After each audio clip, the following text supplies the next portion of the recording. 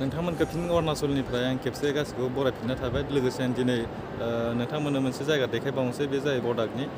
बेयाव मोनसे हिंगिं ब्रिज दङ पागं हिंगिं ब्रिज होननाय आंनि प्लानिंआथ' बेखिनियानोमोन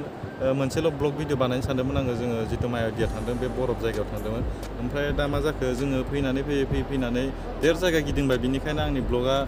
मोनथाम एपिसड जागोन बेजों फार्स्टआव जोङो रयिंआव थाहैबाय रयिंआव थाहैनानै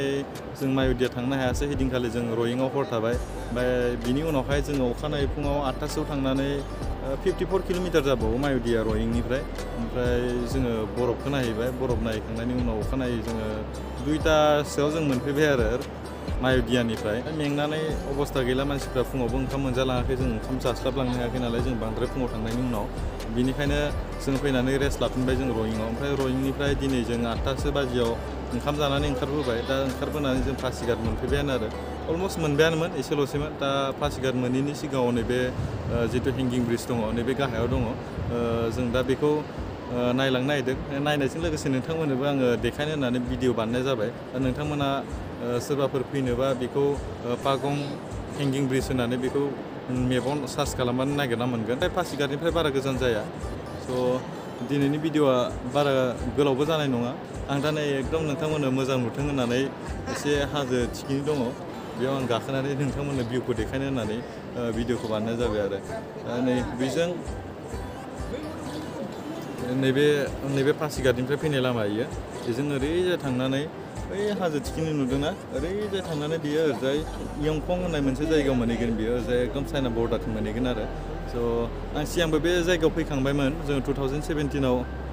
फैखांबायमोन जों शुटिं लानो सायामाया सिमांखौ जों शुटिं लानो बेयाव फैदोंमोन बेखिनि फुटेजखौ जोङो फिल्माव सोनो हायासै मानोना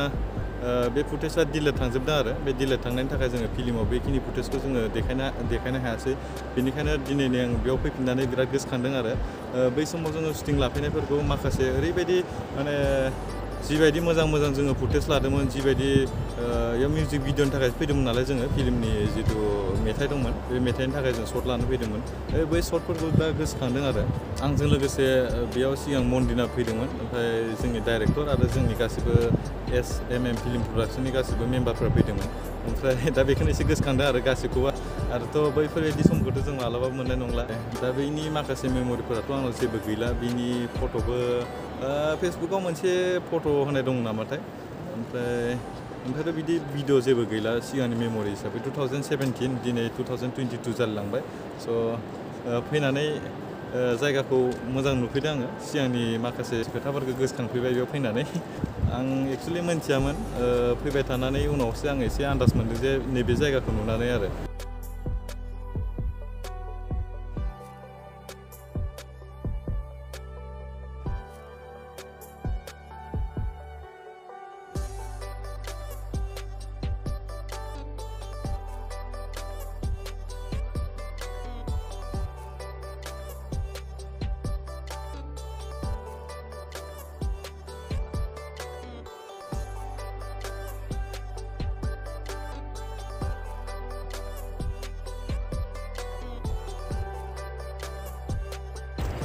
Bilis aja ya.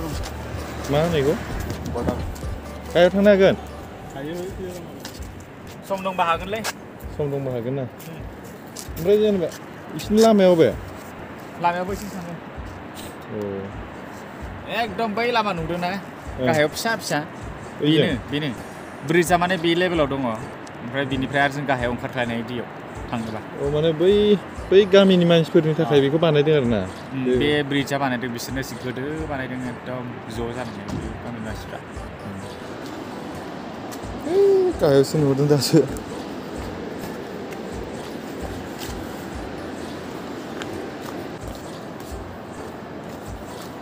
माबायदि जायगायाव रायजो जायो बिसोरो बिराद गिथावना जायगालै बेफोरो फाइनालि मोनफैबाय नै बेखौनो नायनो होननानै তললৈকে নাযাওঁ আৰু ফটো লৈ যদি ইয়াতে ল'ব পাৰে सोमावदो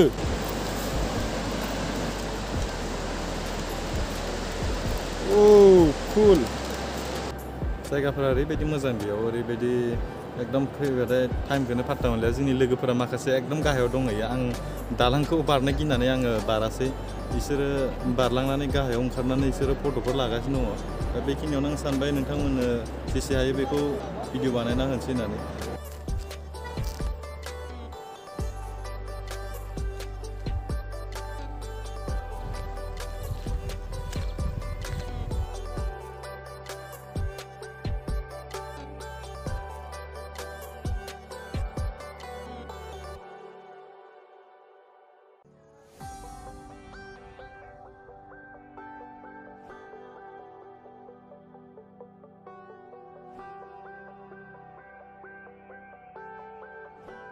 आंनि भिडिअखौ मन्दिरनि नायोबा कमेन्ट खालामबानो जाबाय नैबे जायगाखौ नों गोसोआव दंना गैया सिगां सायामाया सिमाङाव जों जेब्ला शुटिं खालामफैदोंमोन बे जायगाखौ आङो गोसोआव दं आरो शुटिंआव फैनाय समफोरखौ दिनै गोसोखांफिनदों बै शुटिंआव जों जिबायदि फैदोंमोन जिबायदि इन्ट्रेस्टआव फैदोंमोन बैफोरखौ दिनै गोसोखांफिनबाय जायगाखौ फैनानै एक्सुवेलि आं बेखौ एफा गोसोआव गैयामोन आंनि लोगोआ बुंदों माने हेंगिं ब्रिज दं होननानै बेखौ नायनो फैनो होननायावसो फैनानै बोरैबा बे लामायाव ग्रोब मोनफैबाय बे 5 बोसोर बारनायाव आङो एसेबां गोसोआवबो गैयामोन जायगाखौ ओमफ्राय फैनानै ससे हाबफैनानै जेब्ला बिथिंजाय बै नैबे लावथबखौ नुदों नैबे लावथबखौ नुदों बेयाव माने बिथिंजाय ओरैजाय टार्निं दङ टार्निंनिफ्राय ओरैजाय गाहायाव दैमा दङ ओमफ्राय बे दैमानि बे नैबे टार्निंआव जितु बे लावथब दङ बेखौ नुनानै आं गोसोआव फैफिनदों आरो जों बे जायगायाव सिगां खेबसे फैखांबाय होननानै आङो लोगोफोरनि सिगाङाव बुंबाय ओमफ्राय फारसेनिफ्राय मोजाङै ससे थांबावनानै नायोबा एक्जेक्टलि सिगां फैखानायखौ आं गोसोखांबाय आरो